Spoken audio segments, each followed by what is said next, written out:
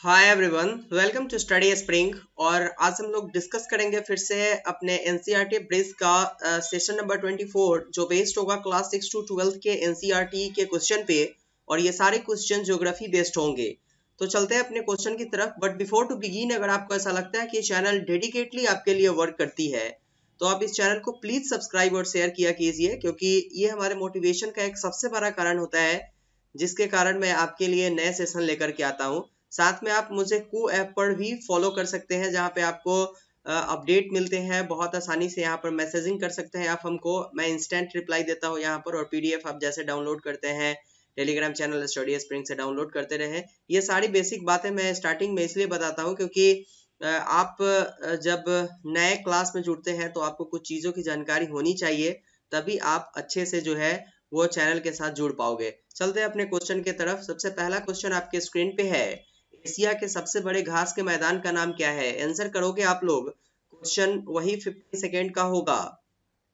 फटाफट आंसर करना है आप लोगों को, जितना जल्दी हो सके आंसर कीजिएगा आप लोग। बिल्कुल आंसर करते चलिएगा आप लोग फटाफट।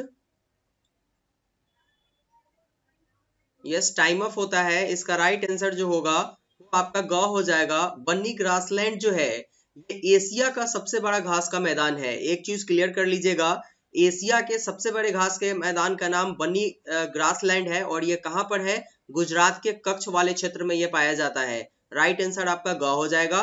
ये आपका क्वेश्चन नंबर फर्स्ट था, जिसका आंसर जो है वो ऑप्शन नंबर ग हो जाएगा, बनी ग्रासलैंड। और ये बनी ग्रासलैंड कहाँ है? तो गुजरात के कच्छ वाले एरिया में।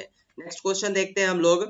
भारत में जैव मंडल आरक्षित क्षेत्रों की संख्या कितनी है? फटाफट आंसर करोगे आप लोग, जितना जल्दी हो सके आंसर करना आप लोग।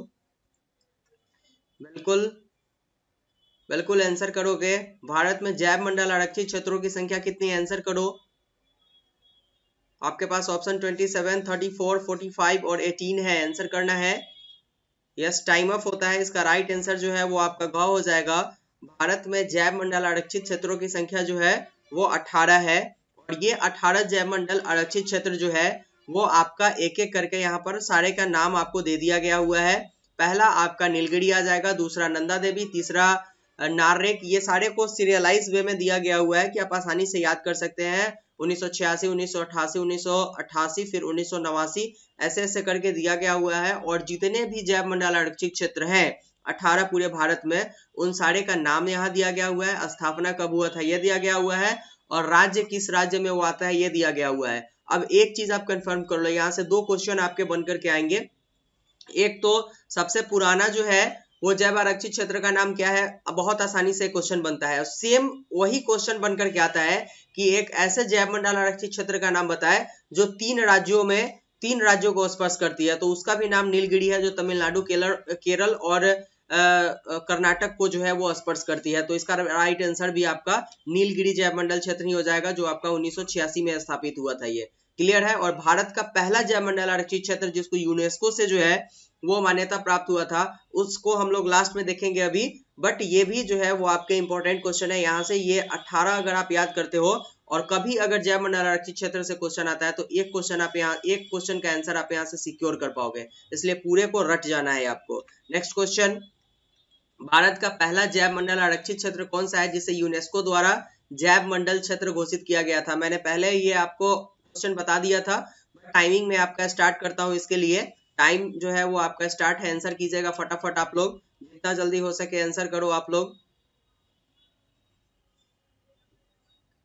बिल्कुल बिल्कुल आंसर करते चलिएगा आप लोग फटाफट। टाइम ऑफ होता है। इसका जो राइट आंसर होगा वो नीलगिरी ही होगा। राइट आंसर आपका घ हो जाएगा।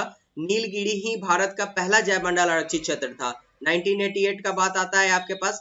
अब ये बात इसलिए आता है कि यहाँ पर अगर आपने देखा होगा नीलगिरी को, यहाँ पे आपको नीलगिरी दिखाई देगा। एक बार फिर से उड़ाते हैं हम लोग। 1986 का बात है नीलगिरी का। नीलगिरी को अगर आपने देखा तो पहला 1986 में नीलगिरी स्थापित हुआ था, और भारत का भी पहला था। और इसी को जो है वो यूनेस्को के द्वारा जो है वो जैव मंडल आरक्षित क्षेत्र घोषित किया गया हुआ था। तो 1986 का बात है ये, नॉट 1980 का, 1988 का। तो 1986 में इसको स्थापित किया गया, और इसी को यूनेस्को के द्वारा जैव मंडल आरक्षित क्षेत्र घोषित किया गया था, पहला भारत का, नॉट वर्ल्ड का। नेक्स्ट क्वेश्चन, नेक्स्ट क्वेश्चन देखते हैं हम लोग। वाल्मीकि बाघ आरक्षित क्षेत्र परियोजना किस राज्य में स्थित है? आंसर कीजिएगा आप लोग फटाफट, बहुत इंपॉर्टेंट क्वेश्चन है आपके लिए ये। आंसर करते चलो आप लोग। आपके पास ऑप्शन है केरल, तमिलनाडु, कर्नाटक और बिहार। आंसर कीजिएगा आप लोग। वाल्मीकि बाघ आरक्षित क्षेत्र जो है वो किस राज्य से संबंध रखता है? क्या वो केरल से रखता है, तमिलनाडु से, कर्नाटक से या बिहार से? जो लोग बिहार से आते होंगे सारे लोग को पता है VTR क्या है, वाल्मीकि टाइगर रिजर्व कहाँ पे है जी। टाइम अप होता है और इसका राइट आंसर घ हो जाएगा। ये बिहार में स्थित है और बिहार के पश्चिमी चंपारण में ये स्थित है। ठीक है, पश्चिमी चंपारण में स्थित है, जिसको आप लोग मोतिहारी के नाम से भी जानते हैं। क्लियर है? नेक्स्ट क्वेश्चन, कोल्लेरू झील आर्द्रभूमि क्षेत्र किस राज्य में स्थित है? आंसर करोगे फटाफट आप लोग। कोल्लेरू झील आर्द्रभूमि क्षेत्र किस राज्य में स्थित है? आंसर करते चलोगे फटाफट आप लोग इसका। असम, आंध्र प्रदेश, हिमाचल प्रदेश, जम्मू कश्मीर। आपके पास जो है वो ऑप्शन है 4, असम, आंध्र प्रदेश, हिमाचल प्रदेश और Jammu and Kashmir. Time up होता है।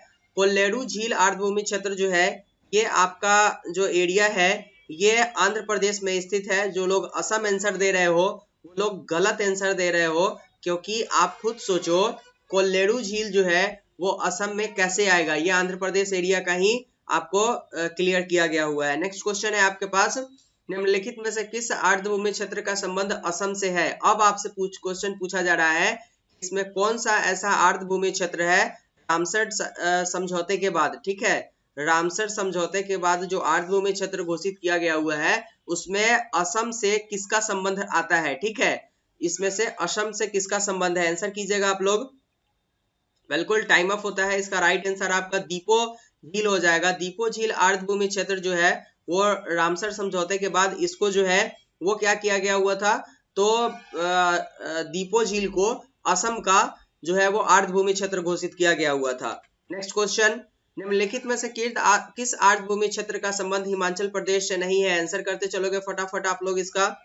किसी एक का संबंध इसमें हिमाचल प्रदेश से नहीं होगा। क्या वो पोंग डैम झील है, रेणुका आर्द्रभूमि है, चंद्रताल आर्द्रभूमि क्षेत्र है या बुलर झील है? आंसर करना।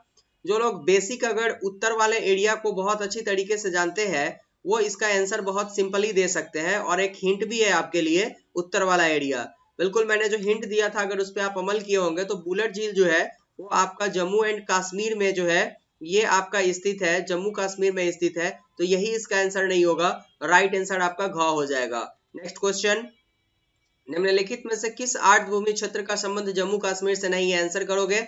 पहला आपको एक बुलर झील बता दिया गया जिसका संबंध जम्मू कश्मीर से है। आपका जो बुलर झील है इसका संबंध जम्मू कश्मीर से है, बुलर झील का। और इसके बाद इसमें से एक ऐसा झील आर्द्रभूमि क्षेत्र है जिसका संबंध जम्मू एंड कश्मीर से नहीं है। ठीक है, आंसर करोगे। टाइम अप होता है। इसका राइट आंसर जो है वो घ हो जाएगा। जो है वो तसु मोराड़ी झील है। कहीं कहीं पर जो है वो ऐसे तस्यु मोराड़ी झील लिखा हुआ होता है।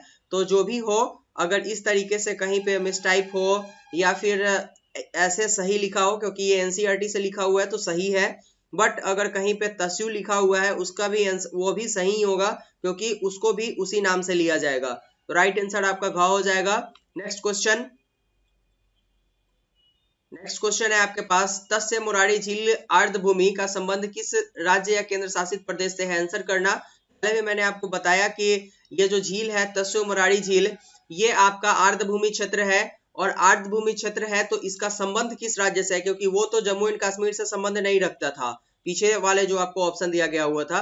तो तस्य मुरारी झील जो है ये किस केंद्र और केंद्र शासित प्रदेश से या राज्य से संबंध रखता है, अब ये पूछा जा रहा है आपसे। तो इसका टाइम ऑफ होता है। राइट आंसर जो है वो आपका ख हो जाएगा। लद्दाख से संबंध रखता है, नॉट जम्मू एंड कश्मीर से। और now Ladakh is a union territory, UT। ठीक है, नेक्स्ट क्वेश्चन, अष्टमुदी आर्द्रभूमि क्षेत्र का संबंध किस एक राज्य से है? आंसर कीजिएगा फटाफट। जो भी क्वेश्चंस आपके सेटल किए जा रहे हैं वो सारे NCERT के बेस पे है। तो अगर आपको ऐसा लगता है कि ये क्वेश्चन आपके लिए इंपॉर्टेंट नहीं है तो शायद आप 4-5 मार्क्स अपने एग्जाम में जो है वो लॉस करके आओगे अगर आपने इस सारे का आंसर नहीं देना। और 15 सेकेंड का जो मैं आपको टाइम देता हूँ ये बहुत सोच समझ करके टाइम दिया गया हुआ है। अगर आप 15 सेकेंड में एक क्वेश्चन का आंसर दे पा रहे हो, मतलब कि अगर आपसे कभी स्टेटमेंट पूछा जाएगा स्टेटमेंट पूछा जाएगा तो आपके पास 60 सेकेंड यानी 1 मिनट होगा और 1 मिनट में आप उस क्वेश्चन का आंसर दे पाओगे इवन यूपीएससी में भी। तो इसीलिए 15 सेकेंड का टाइम आपको दिया गया हुआ है। अष्टमुर्जी आर्द्रभूमि क्षेत्र का संबंध जो है ये आपका केरल से है और केरल में और कितने आर्द्रभूमि क्षेत्र है वो आपके आ जाएंगे। एक तो अष्टमुदी आर्द्र भूमि क्षेत्र है, दूसरा आपका सस्टम कोटा है और तीसरा है वेम्बनाड कोल। ये सारे आर्द्र भूमि क्षेत्र है जो आपके केरल में स्थित है। नेक्स्ट क्वेश्चन, निम्नलिखित में से कौन सा सागर महासागरीय मरुभूमि के रूप में अभिहित किया गया हुआ है, मतलब नामित किया गया हुआ है। जब भी क्वेश्चन यूपीएससी पूछेगी तो ऐसे ही चेंज करके नाम पूछेगी, ऐसे ही ट्रेंड को चेंज करके पूछेगी, भाषा चेंज रहेगा। इसलिए प्रैक्टिस मेक्स मैन परफेक्ट, जितना प्रैक्टिस करोगे आसानी से आंसर देकर के आओगे। टाइमिंग स्टार्ट है, आंसर करना। क्या वो अरब सागर है, लाल सागर है, सारगैसो सागर है या चीन सागर है जिसको महासागरीय मरुभूमि के रूप में जाना जाता है? आंसर करना फटाफट। बिल्कुल टाइम ऑफ होता है। राइट आंसर आपका ग हो जाएगा। सारगैसो सागर को महासागरीय मरुभूमि के रूप में भी जाना जाता है। नेक्स्ट क्वेश्चन, पृथ्वी को गोल आकार बताने वाला प्रथम विद्वान कौन था? आंसर करना। बहुत सिंपल क्वेश्चन है, फटाफट आंसर करते हुए चलना। बिल्कुल आंसर से पहले ही आपके पास इसका आंसर आ गया, बट पाइथागोरस जो थे वो पहले ऐसे विद्वान थे जिन्होंने पृथ्वी के आकार को गोल बताया था। राइट आंसर आपका घ हो जाएगा। नेक्स्ट क्वेश्चन, सर्वोच्च के समय पृथ्वी से सूर्य की दूरी कितनी होती है? आंसर करो फटाफट इसका, फटाफट आंसर करते चलना आप लोग। सर्वोच्च के समय पृथ्वी से सूर्य की दूरी कितनी होती है? जब सूर्य और पृथ्वी की दूरी सबसे ज्यादा होती है उस वक्त क्या होती है? ठीक है, ये पूछा जा रहा है आपसे, आंसर करना फटाफट। यहाँ अगर सूर्य है तो यहाँ पृथ्वी है और ये जब सर्वोच्च पर होती है, सबसे दूरी पर होती है, उस वक्त यहाँ का दूरी कितना होता है, ये क्वेश्चन पूछा जा रहा है आपसे। टाइम ऑफ होता है। इसका राइट आंसर ग हो जाएगा। 152 किलोमीटर होता है जब सूर्य पृथ्वी से सबसे दूरी पर होता है तो, और सबसे नजदीक पर होता है उस वक्त के लिए आप कमेंट कीजिए उस वक्त की दूरी कितनी होती है, फटाफट कमेंट करना आप लोग। नेक्स्ट क्वेश्चन, एशिया के किस देश की तट की लंबाई जो है वो सबसे अधिक है? आंसर करना। किस एक तट की लंबाई सबसे अधिक है? फटाफट आंसर करते हुए चलोगे आप लोग। आपके पास जो ऑप्शन है वो चीन है, भारत है, इंडोनेशिया और फिलीपींस है। आंसर चाहिए अपने को। एशिया के किस देश की तट रेखा सबसे लंबी है, जिसकी तट रेखा, समुद्री तट रेखा की लंबाई सबसे अधिक होती है, वही पूछा जा रहा है आपसे। टाइम ऑफ होता है। इसका राइट आंसर जो है वो इंडोनेशिया होगा। इंडोनेशिया जो ऐसा देश है जो एशिया में आता है जिसकी तट रेखा सबसे लंबी है। नेक्स्ट क्वेश्चन, समान ग्रीष्मकालीन तापमान वाले स्थानों को मिलाने वाली रेखा को किस नाम से जाना जाता है? जहां पर समान तापमान होगा, ग्रीष्मकाल का समय जब होगा और समान तापमान मतलब 10 डिग्री सेल्सियस यहाँ भी, 10 डिग्री सेल्सियस यहाँ भी, और इस रेखा जब यहाँ से ये जो रेखा मिलती है इसको किस नाम से जाना जाता है? फटाफट आंसर करो। बिल्कुल टाइम ऑफ होता है। इसको जो है वो आइसोथेड के नाम से जाना जाता है। समान ग्रीष्मकालीन तापमान वाली जो स्थान को मिलाने वाली रेखा होती है, जैसे एक स्थान ये ए है और दूसरा स्थान बी है, लेकिन दोनों का नाम अलग अलग है और एक ही तरीके का जो है दोनों के जगह पे टेम्परेचर है, और ये जो टेम्परेचर होगा जिस रेखा पर जाकर के मिलती है, इस रेखा को हम लोग आइसोथेड के नाम से जानते हैं। यह आपका लास्ट क्वेश्चन था इस सेशन का। बट अगर आपको ऐसा लगा कि चैनल आपके लिए डेडिकेटली वर्क करती है तो प्लीज चैनल को सब्सक्राइब और शेयर कीजिए, क्योंकि हमारा मोटिवेशन का एक बहुत बड़ा कारण होता है। साथ में आप को ऐप पर भी हमें फॉलो कर सकते हैं। आप वहां से हमसे लाइव चैट में जुड़ सकते हैं और पीडीएफ तो आप टेलीग्राम से डाउनलोड करते ही हैं। ये आपका सेशन नंबर 24 था। नेक्स्ट सेशन हम लोग 25th को कवर करेंगे, जो फिर से बेस्ड होगा क्लास 6 to 12 के एनसीईआरटी पे, जो ज्योग्राफी का क्वेश्चन होगा। मिलते हैं नेक्स्ट सेशन में, तब तक के लिए thank you, good bye and take care.